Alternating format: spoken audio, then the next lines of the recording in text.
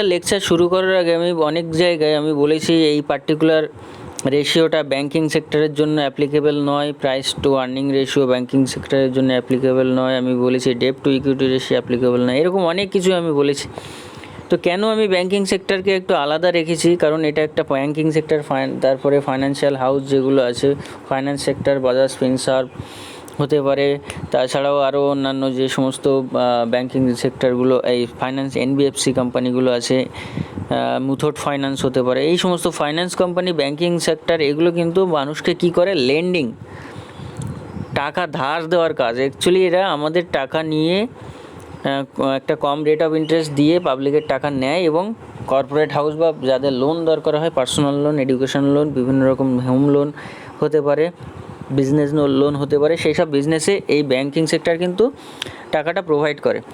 সুতরাং এই সেক্টরটা সবসময় এদের কাজ হচ্ছে ধার নেওয়া, ধার দেওয়া, এই সমস্ত কাজ। এই কারণে আপনি কোনো ব্যাংকিং সেক্টরের যদি ডেট টু ইকুইটি রেশিও দেখেন, দেখতে পাচ্ছেন HDFC debt to equity ratio 7.56। আমি সবসময় বলেছি 0.5-এর নিচে ডেট টু ইকুইটি রেশিও হওয়া উচিত, ডেট ফ্রি হলে আরও ভালো হয়। কিন্তু দেখুন এইচডিএফসি ব্যাংক, এখানে দেখতে পাচ্ছেন 13,33,041 কোটি টাকা হচ্ছে ডেপ্ট। মানে বুঝতে পারছেন, মানে তাহলে কি কোম্পানিটা কি দেউলিয়া হয়ে যাবে? মানে কোম্পানিটা কি, মানে এইচডিএফসি ব্যাংক? তো অ্যাকচুয়ালি সেরকম কিছু না। এইচডিএফসি ব্যাংক কিন্তু ভারতবর্ষের প্রাইভেট সেক্টরের নাম্বার 1 ব্যাংক এই মুহূর্তে। 7,64,000 কোটি টাকার মার্কেট ক্যাপিটালাইজেশন নিয়ে আছে, অথচ দেখতে পাচ্ছেন 13 লাখ কোটি টাকা ব্যাংক লোন ডেপ্ট ধারের মধ্যে আছে। তার মানে এইখানে কিন্তু এইগুলো দিয়ে কিন্তু ব্যাংকিং সেক্টরকে যাচাই করা যায় না। সুতরাং ব্যাংকিং সেক্টরকে যাচাই করতে গেলে আরও অন্যান্য প্যারামিটার আছে, যেগুলো নিয়ে ডিসকাস করব আজকে আমরা। তো সেই সব বিষয়গুলো দেখব আমরা, ব্যাংকিং সেক্টরগুলোকে কী রেশিও দিয়ে, কোন অবস্থাগুলো দিয়ে আমরা ব্যাংকিং সেক্টরকে যাচাই করতে পারি এটা একটা বেস্ট ব্যাংক।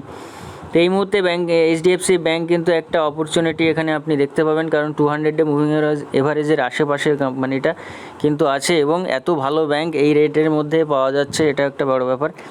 সো আপনি যদি এইচডিএফসি ব্যাংকের শেয়ার হোল্ডার হতে চান, তাহলে আপনাকে কিছু জিনিস দেখতে হবে, প্যারামিটার সেটা ভালো করে মানে এই জিনিসগুলো নিয়ে প্লে করতে হবে। তারপরে বুঝতে হবে যে আদৌ আপনি ঠিকঠাক রেটে ব্যাংকটাকে পাচ্ছেন কিনা। তো দেখতে পাচ্ছেন কোম্পানি সিএজিআর রিটার্ন 5 ইয়ার্সে 19%, মানে বুঝতে পারছেন, আপনার টাকা 100 টাকা রাখলে প্রতি বছরে 20% করে রেট অফ ইন্টারেস্ট দিয়েছে। কোনো ব্যাংক কোথাও কিন্তু দিতে পারবে না, কিন্তু ব্যাংকের শেয়ার কিনলে কিন্তু আপনাকে দিতে পারবে, কারণ ব্যাংকের লাভের উপরে আপনার লাভটা জড়িত।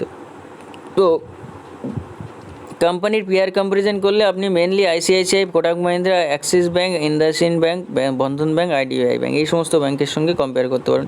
সব দিক থেকে এইচডিএফসি ব্যাংক কিন্তু দেখতে পাচ্ছেন ভালো পিই রেশিও আছে এখানে আরওই দেখতে পাচ্ছেন, আরওসি দেখতে পাচ্ছেন, সমস্ত জায়গায় কম্পেয়ার করলে এইচডিএফসি কিন্তু একটা ভালো জায়গা ধরে আছে। তো এই ব্যাংকের কী জায়গাগুলো আমরা দেখলে আমরা বুঝতে পারবো যে ব্যাংকিং সেক্টরের আদৌ কী অবস্থা, কী হাল। সুতরাং আমরা এই ব্যাংকিং সেক্টরের সম্বন্ধে আজকে ডিসকাস করব। তো ভিডিওটি শেষ পর্যন্ত দেখলে কম বেশি একটা আইডিয়া পাওয়া যাবে যে এই ব্যাংকের শেয়ার হোল্ডার আপনি মানে আপনার হওয়া কি এটা সুযোগ, নাকি এটা এই মুহূর্তে অপরচুনিটি হবে, নাকি না এই মুহূর্তে আপনি শেয়ার হোল্ডার, মানে আপনি ওয়েট করবেন আরও ব্যাংকটার শেয়ারটা কমের মধ্যে আসার জন্য। তো তার জন্য আমাকে কী প্যারামিটার দেখতে হবে, কয়েকটি প্যারামিটার দেখতে হবে, চলুন ডিসকাস করা যাক। স্টক মার্কেটের প্রায় আমি 40টার উপরে ভিডিও কমপ্লিট করে ফেলেছি। এখানে এগুলো দেখুন, আপনি ধীরে ধীরে আস্তে আস্তে বুঝুন। আমি পুরো টোটাল কী বই ফলো করতে হবে, rich dad poor dad, learn to earn, the education of a value investor, one up on Wall Street, beating the street, technical analysis by Edward and John, এই সমস্ত বুকগুলো আপনি ফলো করুন, বই পড়ুন। আর আপনি আমার এই নোটস এবং ভিডিওগুলো দেখতে থাকুন। যেখানে বুঝতে না পারছেন কমেন্ট বক্সে জানান। আমি পি রেশিও ডিসকাস করেছি, পিবি রেশিও ডিসকাস করেছি, এন্টারপ্রাইজ ভ্যালু ডিসকাস করেছি, মার্কেট ক্যাপ কী সেটা ডিসকাস করেছি আজ পর্যন্ত। এখানে দেখুন price to book value ratio discuss করেছি, ডিভিডেন্ড ইল্ড কী সেটাও ডিসকাস করেছি, ফেস ভ্যালু কী সেটাও ডিসকাস করেছি, promoter holding and place percentage কী জিনিস সেটাও ডিসকাস করা হয়ে গেছে, ROE return on equity I have discussed, আমি এও বলেছি যে যখন প্রফিট মার্জিন আপনি বের করবেন অলওয়েজ আপনি সেল প্রাইসের ওপরে প্রফিট মার্জিন দেখবেন, সেটাও ডিসকাস করা হয়েছে। আরওই যেমন আমি এক্সাম্পল নিয়ে আরওই ডিসকাস করেছিলাম, সিই ডিসকাস করেছিলাম। তো আশা করি এই ভিডিওগুলো সবই আপনারা দেখেছেন।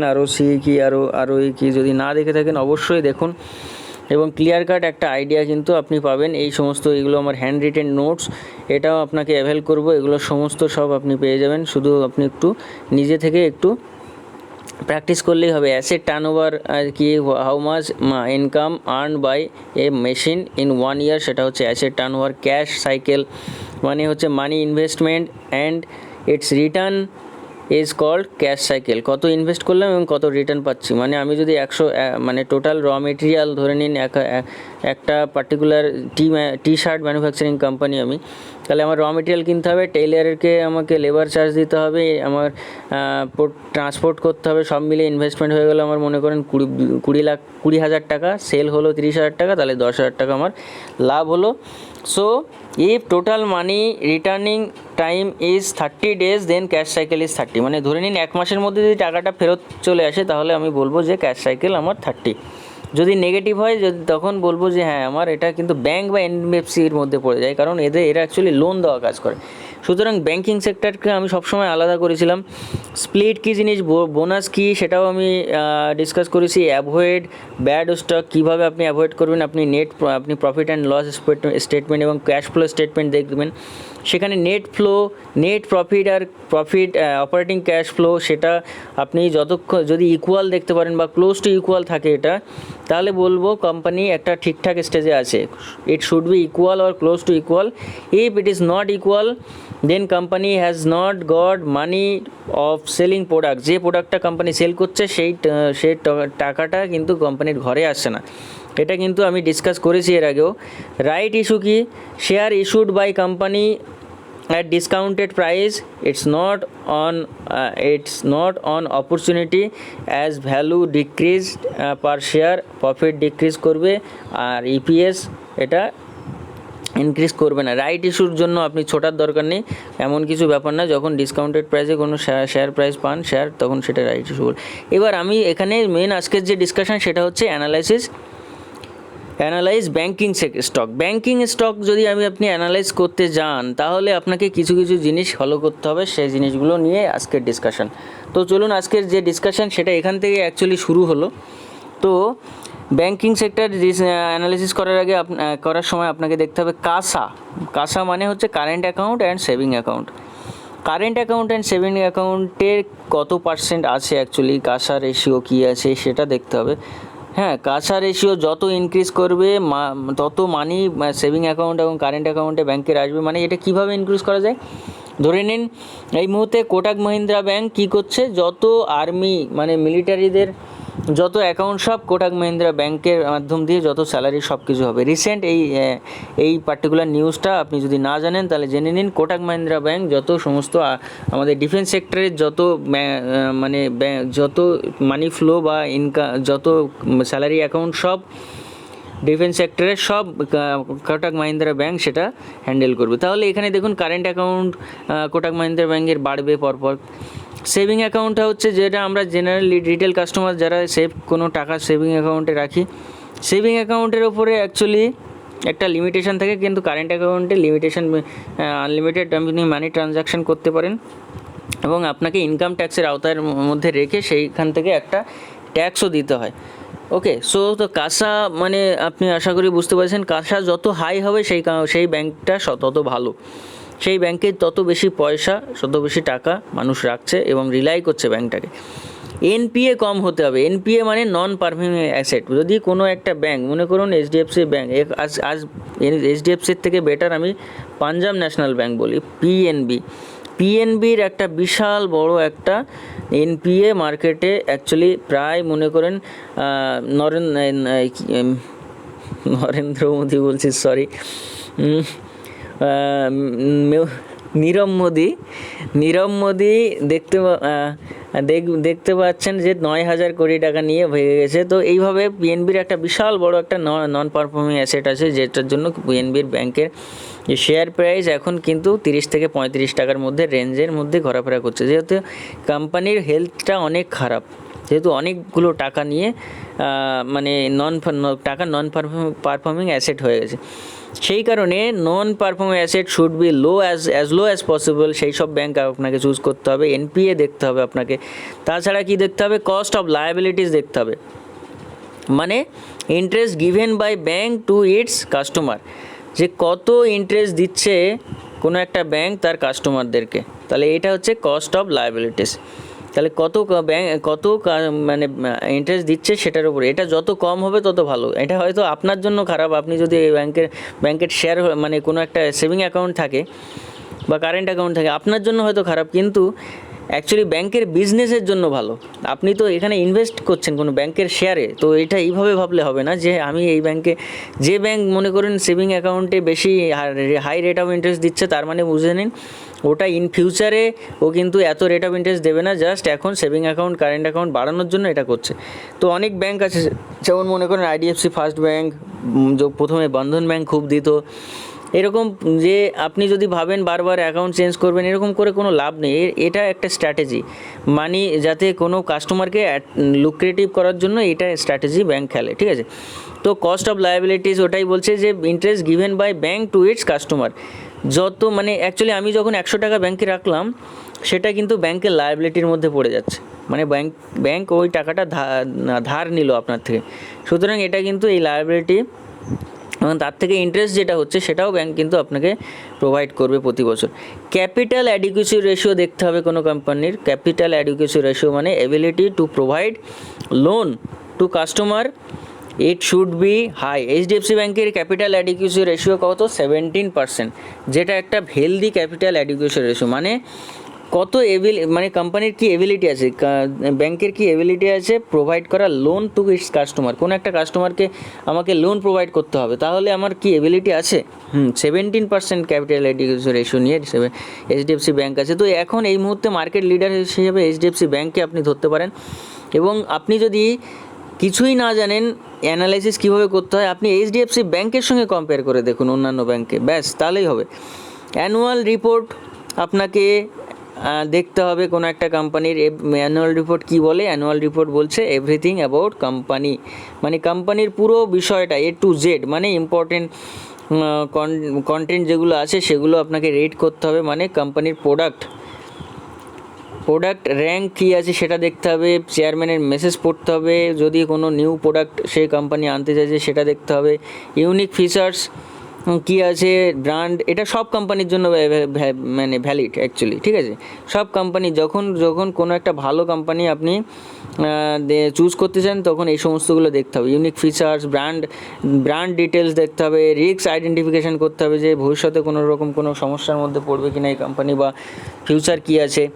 লিটিগেশন মানে কোনো কেস আছে কিনা কোম্পানির নামে সেটা দেখতে হবে। হোল্ডিং প্যাটার্ন দেখতে হবে, মানে প্রোমোটার হোল্ডিং কী আছে, ডিআইআই, রিটেলার, এফআইআই, যে ইনভেস্টমেন্ট, প্রোমোটার হোল্ডিং 50%-এর উপরে সেটা থাকলে ভালো হয়।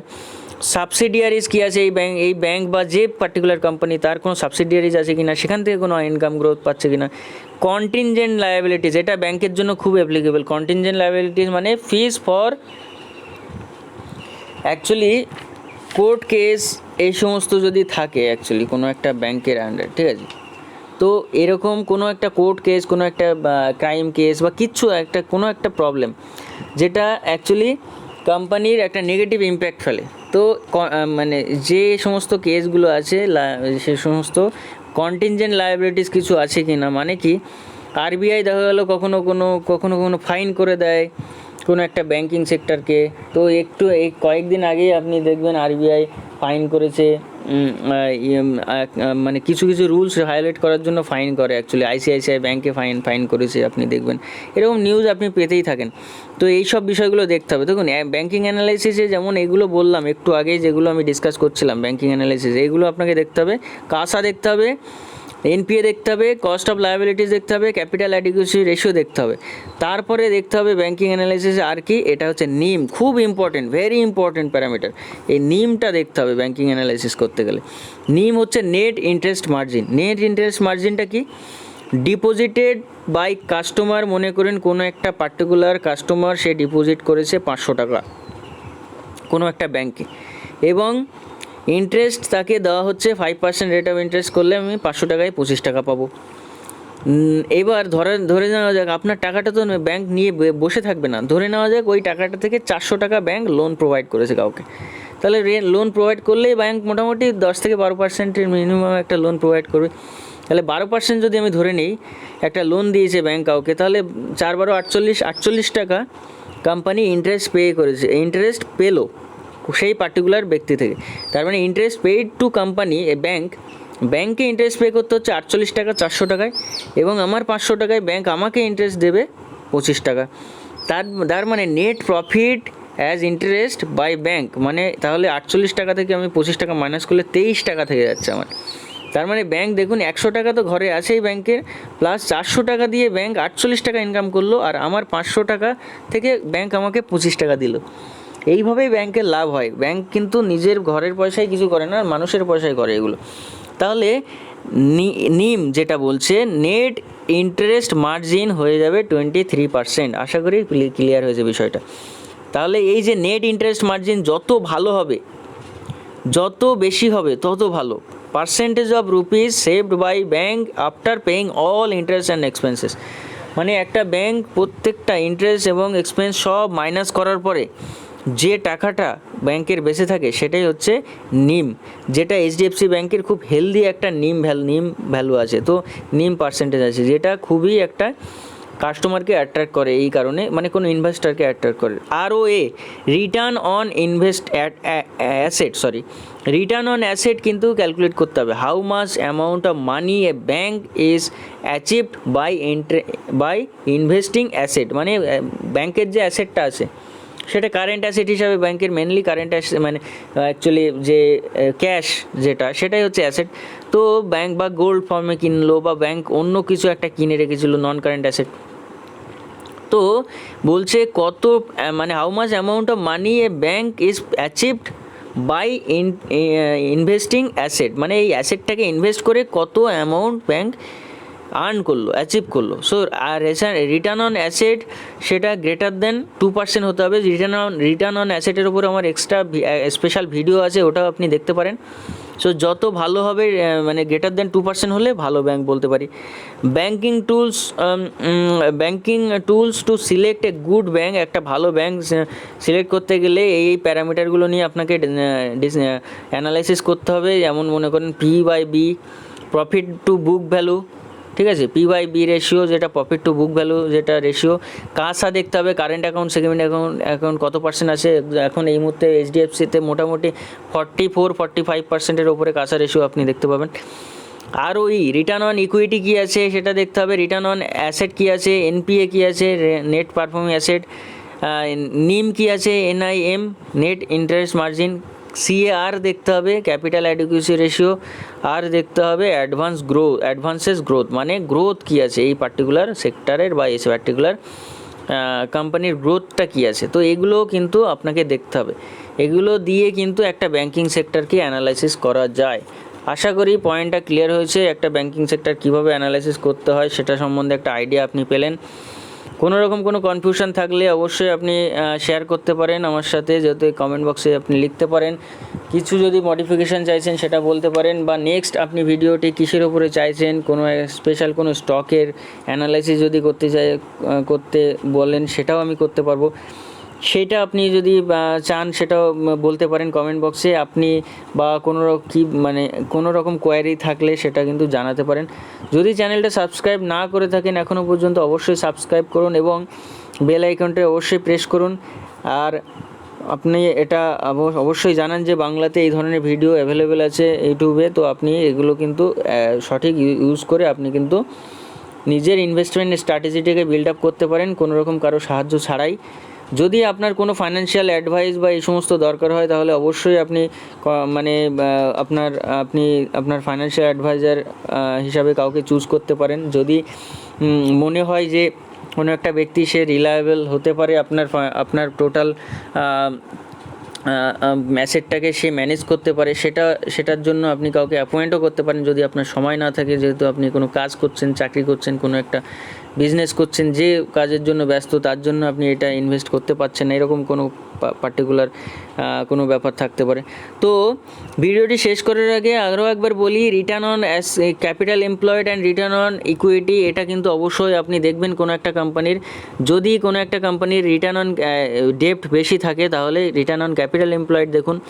যদি 30%-এর ওপরে থাকে রিটার্ন অন ক্যাপিটাল এমপ্লয়েড, 25-এর ওপরে হলেও হয় ভালো, তাহলে সেই কোম্পানিকে আপনি অপরচুনিটি একটা কোম্পানি হিসেবে ভাবতে পারেন। দেখুন এখানে ROC আর ROE ডেপ্টের উপরে ডিপেন্ড করে না, ROE ডেপ্টের উপরে ডিপেন্ড করে ROC। এই কারণে ROCটা মেন দেখতে হয় আপনাকে, যে কোম্পানি ডেপ্ট ফ্রি তার ROE দেখলেই হবে।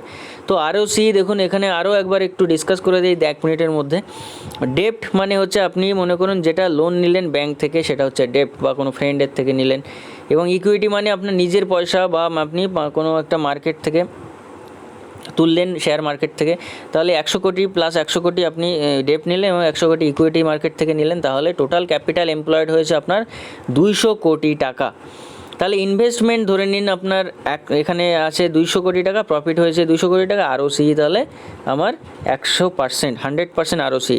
বাট রিটার্ন অন ইকুইটি মানে হচ্ছে কি বলছে, রিটার্ন অন ইকুইটি হচ্ছে রিটার্ন অন মানে ইকুইটি মানে ওন মানি, আপনার যে ইকুইটির উপরে কত রিটার্ন হয়েছে সেটা। আপনি যদি মনে করেন ইনভেস্ট করেছেন কোনো কোম্পানিতে, তাহলে আপনার টাকাটার উপরে রিটার্ন কী দিচ্ছে সেটা কিন্তু আপনার বুঝতে হবে, কারণ টোটাল টাকাটার উপরে আপনার ক্যালকুলেট করলে চলবে না তখন। তো কি বলছে, ROC হচ্ছে রিটার্ন অন ডেপ্ট, মানে আপনার ফ্রেন্ড যে টাকাটা দিয়েছে প্লাস আপনার নিজের মানি, আপনার ইকুইটি, এটা হচ্ছে ROC। যখন ডেপ্ট জিরো দেখেন তখন আপনি ROC, হোয়েন ডেপ্ট is zero then ROE consider করতে পারেন। ডেপ্ট যদি জিরো না হয় তখন ROC ক্যালকুলেট করতে হবে। কারণ কি, কারণ আমরা বলতে পারি যে ROC প্লাস ডেপ্ট is equal to not equal to ROC। কারণ কি, এখানে দেখুন দুটো ফর্মুলা আপনাকে মাথায় রাখতে হবে। ROE মানে হচ্ছে net profit by share capital plus total reserves, মানে নেট প্রফিটকে আপনি শেয়ার ক্যাপিটাল আর টোটাল রিজার্ভ দিয়ে ডিভাইড করলে এখানে কোনো বরোইংয়ের কোনো জায়গা নেই, সেই কারণে আপনার ROE কোনো ডেপ্ট বা ঋণের উপরে ডিপেন্ড করছে না, লায়াবিলিটির উপর ডিপেন্ড করছে না। ROC মানে হচ্ছে operating profit by share capital plus total reserve plus borrowing. তাহলে এখানে বরোইং পিকচারে আসছে, এই কারণে আপনাকে যদি কোম্পানির ডেপ্ট থাকে, লোন নেওয়া থাকে কোথা থেকে, তাহলে আপনাকে ROC ক্যালকুলেট করে দেখতে হবে, সেটাই আপনাকে ট্রু পিকচার দেখাবে। ROE থেকে আপনি তখন বুঝতে পারবেন না। Sometimes dividend is given to shareholder from total reserves as a result ROE increase। কোনো company ROE return on equity increase করার জন্য এই যে রিজার্ভটা থেকে ডিভিডেন্ড পে আউট করে দেয়, তাহলে রিজার্ভ কমে গেল। নিচে যদি হর মানে নিউমিনেটার আর নিউমিনেটার, সো ডিনোমিনেটার যদি কমে যায়, অ্যাকচুয়ালি রিজার্ভটা যদি কমে যায় নিচের পোর্শনটা, তাহলে ROE তো ইনক্রিজ করবেই। এই কারণে কোনো কোম্পানি ROE ম্যানিপুলেশন এইভাবে করে। Dividend yield should be minimum, তাহলে ROE ম্যাক্সিমাম হবে। যে কোম্পানি ডিভিডেন্ড দেয় সেই কোম্পানির ROE কিন্তু দিয়েও আপনি কিন্তু কিছু বুঝতে পারবেন না। সো ডিভিডেন্ড দেওয়া কোম্পানিগুলো কিন্তু ROE আরও বেশি, গ্রেটার দেন 30% হলে আরও ভালো হয়, সেইভাবে কিন্তু আপনাকে ক্যালকুলেট করতে হবে। ROC তাহলে কি বুঝলাম, ROC ডেপ্ট is not equal to zero হলে ROC, ডেপ্ট ইজ ইকুয়াল টু জিরো হলে ROE দেখুন, কিন্তু ডিভিডেন্ডটাও কিন্তু কনসিডার করুন আপনি। ওকে, সো এটা এখানে আজকে এই পর্যন্তই রাখবো। এছাড়াও আমরা আরও অনেক কিছু মানে একটা স্টক মানে মানে কয়েকটা রেশিও, যেমন quick ratio, interest coverage ratio, এগুলো আমরা ডিসকাস করেছি। সব ভিডিও পরপর সিরিজে দেওয়া আছে। প্রাইস টু ক্যাশ ফ্লো আমরা ডিসকাস করেছি। এই সমস্ত সবগুলো কিন্তু ভিডিও অ্যাভেলেবেল আছে। পেগ রেশিও ডিসকাস করেছি। তো সব এগুলো কিন্তু আপনি ধীরে ধীরে লেকচারগুলো সবই আপনি কমপ্লিট করুন, তাহলে কিন্তু নিজে একটা ওভারঅল একটা আইডিয়া পেয়ে যাবেন। আজকে এই পর্যন্তই। আর এর আগে তাছাড়া আমরা ব্যাঙ্কিং সেক্টর একটু দেখে নিই, HDFC ব্যাংকের কী অবস্থা ব্যাঙ্কিং সেক্টর যখন আমরা অ্যানালাইসিস করছি। Finology এই ওয়েবসাইটে আসলাম আমি। এখানে আসার পরে আমি এখানে সার্চ করব HDFC bank. HDFC bank search করলে আমি এখানে দেখতে পাচ্ছেন এইচডিএফসি।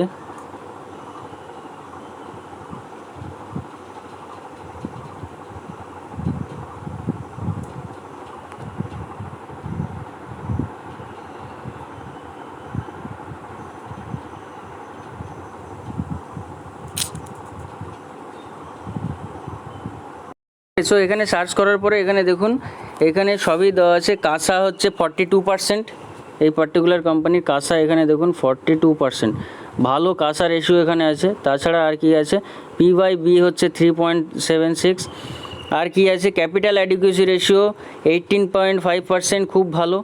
ওকে, ROE সবই এখানে দেখা যাবে। তো এই যে নেট ইন্টারেস্ট ইনকাম, নিম, এই নিমটা কিন্তু খুব ইম্পর্টেন্ট, এটাও কিন্তু মাথায় রাখতে হবে।